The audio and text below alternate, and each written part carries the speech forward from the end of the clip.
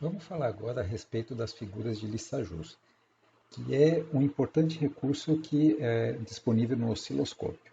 Tá? Então, de uma forma geral, as figuras de Lissajous permitem plotar uma curva em função da outra. A aplicação das figuras de Lissajous não se restringe apenas a circuitos elétricos e eletrônicos. Na área de vibrações, na área de ondas, em diversos campos da física são amplamente utilizadas. Vamos supor então que a gente tem duas senoides aqui, a senoide X e a senoide Y. Tá? Então, aqui a senoide X ela tem frequência A e defasamento φ. Já a senoide Y ela tem frequência B. Então, a gente vai tentar visualizar essa defasagem φ entre as curvas X e Y. A gente pode visualizar isso no osciloscópio através de medições experimentais. Então a gente usa o osciloscópio, né, as pontas de prova, e faz essa visualização na tela do osciloscópio. É possível também fazer pelo computador. Então, através de medições experimentais, você usa algum equipamento que faça o registro dessas ondas e você possa visualizar através de um software no computador. Ou também você pode fazer simulações, que é o que a gente vai fazer aqui nesse vídeo. Né? Então a gente vai plotar umas figuras, né, geradas e visualizar elas no computador. A vantagem das simulações é porque didaticamente você pode absorver melhor o conteúdo usando o computador da sua casa. Porque se você for utilizar o osciloscópio, muitas vezes você tem que se dirigir pessoalmente ao laboratório, fazer algum experimento lá para poder visualizar as figuras de Lissajous. O nosso primeiro caso a ser visualizado aqui é quando a razão A sobre B é um número racional. Então, lembrando que A e B são as frequências das curvas x e y, respectivamente. O número racional, vamos lembrar que é aquele que a gente pode escrever na forma A sobre B. Nesse nosso primeiro exemplo aqui, então, a gente plotou duas senoides de tal forma que as frequências delas são 60 Hz. Então, o A é igual a B, que por sua vez é 60 Hz. Tá? Aqui a gente tem A e B maiúsculos, são as amplitudes, né, que é o valor de pico delas, e a gente adicionou um defasamento de 30 graus. Tá? Então, aqui a gente vê que a curva em azul, que é essa x, ela está 30 graus adiantado de y, que é essa curva vermelha. Por quê? Porque, primeiramente, x atinge o valor de pico e 30 graus depois que vai ser y que atinge o valor de pico. Então, a gente conclui que x está adiantado de 30 graus. No osciloscópio, então, a gente tem esse modo YT de visualização e também tem o modo XY. O modo YT, então, ele mostra as curvas em função do tempo. Tá? Então, essa é a maneira que a gente visualiza no osciloscópio. E para gerar as figuras de Lissajous, o que a gente tem que fazer? A gente tem que utilizar a amplitude máxima da tela do osciloscópio. Então, se os seus sinais eles têm amplitudes diferentes, você ajusta os canais de tal forma a ocupar toda a tela do osciloscópio.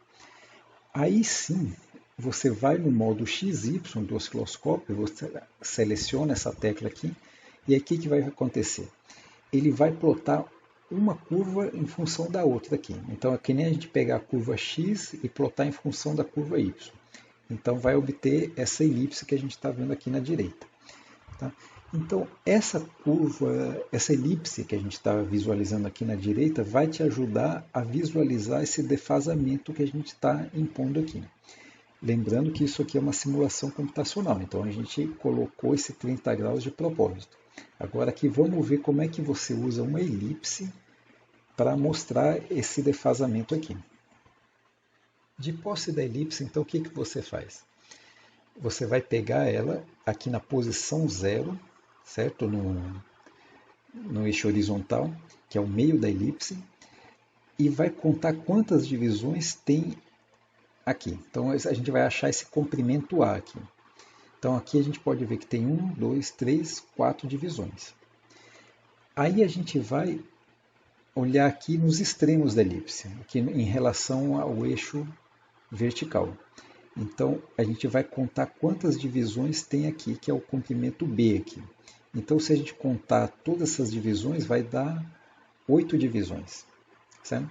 Então, qual que é a fórmula? Então, a gente tem que a defasagem φ é o arco seno de A sobre B, né, que são essas distâncias aqui. Então, a gente viu que tem o A vale 4 divisões, o B 8 divisões, né, simplificando dá 1 meio. Aí lá da trigonometria a gente sabe que o ângulo cujo seno é meio é 30 graus. Então, com isso, a gente conclui que esse defasamento é de 30 graus. O que confirma que esse defasamento que foi imposto propositalmente aqui. Tá? Embora essa elipse, ela não, aqui no modo XY, não mostra qual é a onda que está adiantada de qual, mas aqui no modo YT você pode visualizar isso aqui. Então, é sempre você ver quem atinge o valor de pico primeiro, certo? Que é essa que está adiantada. Vamos ver agora um outro exemplo de duas ondas que têm a mesma frequência, porém elas estão em fase entre si.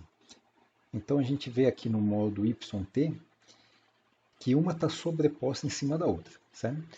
Porque elas não existe diferença de fase entre elas, elas têm a mesma amplitude, que aqui está em 20, certo? Então na hora de plotar, obviamente que uma vai ficar sobre a outra. Se a gente clicar a tecla, do modo XY, de plotar uma curva em relação a outra, a gente vai obter essa reta aqui. Tá? Então, esse é um caso que facilmente pode ser visto também, quando duas ondas têm a mesma, a gente deixa elas ocupando toda a tela do osciloscópio, mas elas não têm diferença de fase. Aí a gente vai ver essa reta aqui. Agora a gente vê esse outro exemplo, que são duas formas de onda praticamente idênticas, porém com defasagem de 180 graus entre si. Então, esse é o modo YT aqui, certo? A gente vê as duas formas de onda. E aqui no modo XY, quando plota uma em função da outra, a reta fica já com essa inclinação aqui, para baixo, né? Quando elas estão em fase, essa reta está subindo aqui, só que aqui é uma reta que está descendo. Então, esse é o caso para duas ondas que estão com defasagem de 180 graus. Agora a gente tem a seguinte situação. As ondas aqui elas estão com uma defasagem de 90 graus. Então, aqui no modo YT a gente vê, né, essa questão aqui de plotar as duas senoides. Agora, plotando uma em função da outra, a gente obtém essa elipse aqui. Certo? Então, obviamente que aqui, né, praticamente as mesmas divisões acontecem, né? Então, essa figura, essa elipse, ela tende a ocupar mais a área da tela aqui, certo? Quando esse ângulo é menor do que 90 graus, a gente vê que tem fica uma elipse aqui mais inclinada, mas aqui ela tende a ocupar mais toda a área da tela de plotagem. Se a gente então analisar aqui, contar quantas divisões a gente tem na vertical aqui, a gente tem 8 divisões, e aqui na horizontal também temos 8 divisões. Tá? Então isso aqui não está mostrando que é um círculo perfeito, porque na plotagem, né, o espaçamento das divisões na horizontal e na vertical é diferente. Mas se a gente jogar naquela fórmula, né, contando aquela fórmula, o arco seno de A sobre B, então ficaria o arco seno de 8 sobre 8, que por sua vez daria 1. E da trigonometria a gente sabe, né, o ângulo que dá o resultado de seno igual a 1 é 90 graus. Né? Então isso daqui tende a ser um círculo, né, mas aqui não está mostrando que é um círculo perfeito por causa da diferença de escala na horizontal e na vertical. Então, sempre que forem duas ondas com defasagem de 90 graus, a tendência é que se forme um círculo aqui no modo XY. Vamos falar agora na situação que as ondas elas têm frequências diferentes. Tá? Então, a gente tinha visto até agora há pouco que a defasagem das ondas podem ser diferentes, mas a frequência sempre é a mesma. Agora vamos falar o caso em que as frequências já são diferentes, na condição que a relação A sobre B seja um número racional. tá? Então vamos lembrar que o número racional é todo aquele que a gente pode escrever na forma A sobre B, sendo que A e B são inteiros. Aqui a gente tem a situação em que a gente tem aqui, ó, A vale 10 e B vale 20. Então a relação A sobre B é meio, quer dizer o quê?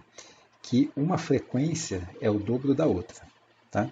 Então a gente vê que tem essa curva em vermelho aqui, tem uma frequência maior, então faz mais ciclos, certo? E a onda em azul tem menos ciclos porque tem uma frequência menor. Tá? E no que tange a figura de Lissajous, quando a gente plota uma em função da outra, o que acontece? Vamos ter essa figura aqui. Tá? Então, o que está mostrando isso daqui para a gente? Que essa oscilação, ela faz uma oscilação no eixo x e duas oscilações no eixo y. Tá? Por quê? Porque se a gente partir do zero aqui, certo? Então, no eixo x, então ela vai aqui, chega até esse extremo, vai voltar, vai até o outro extremo e depois volta para a origem. Tá? Então, isso foi uma oscilação. Já em y, né? Então, se a gente considerar que ele vem aqui para a esquerda, sobe lá em cima, depois vem aqui para baixo, passou pela origem, só que agora tem essa outra volta aqui.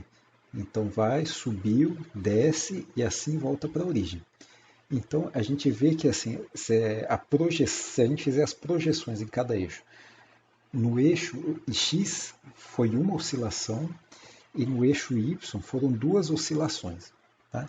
Então esse é o caso que está mostrando essa figura aqui da direita aqui. Tá? Para o caso que uma frequência seja o dobro da outra. Bom, aí com relação à escolha das frequências, aí você pode deixar a sua imaginação fazer o que quiser. Certo? Aqui temos a razão 3/2, né? Das frequências das ondas aqui. Então, temos aqui o modo YT, perdão, aqui na esquerda. Já no modo XY, a gente tem essa situação aqui. Aí é a mesma coisa, aqui está mostrando quantas vezes oscila no eixo X e quantas vezes oscila no eixo Y. Então, na área de vibrações mecânicas, uma série de coisas, essas questões já são mais analisadas nisso daqui. Já aqui a gente tem a relação 5/6 para as frequências.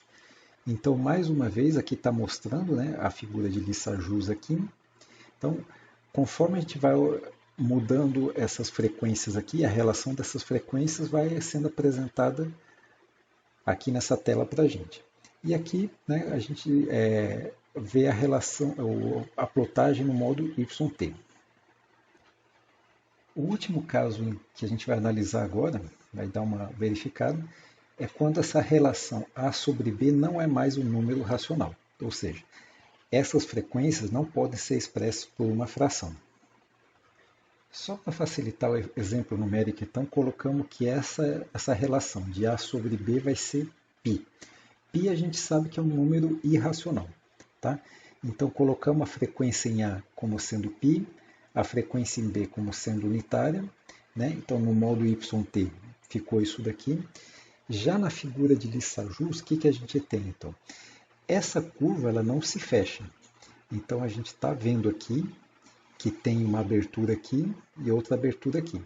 Então, a gente não vai poder contar quantas oscilações que faz no eixo X e quantas faz no eixo Y, porque essas curvas não estão se fechando. Então, a gente vai ficando por aqui. Isso é apenas um vídeo introdutório sobre o assunto, obviamente que é muito mais coisa para ser discutida. E também é interessante fazer estudo de caso, né? Não só computacionalmente, como foi feito aqui, que essas curvas todas foram geradas em Python, mas é interessante ir no laboratório, fazer algum experimento ali que, junto com o osciloscópio, a gente consiga plotar essas curvas. Para quem tiver interesse no assunto, pode consultar esse material disponível na tela aqui, que aí tem bastante coisa para, assim, vários exemplos, tem uma formulação matemática mais bem elaborada. Sendo assim, muito obrigado.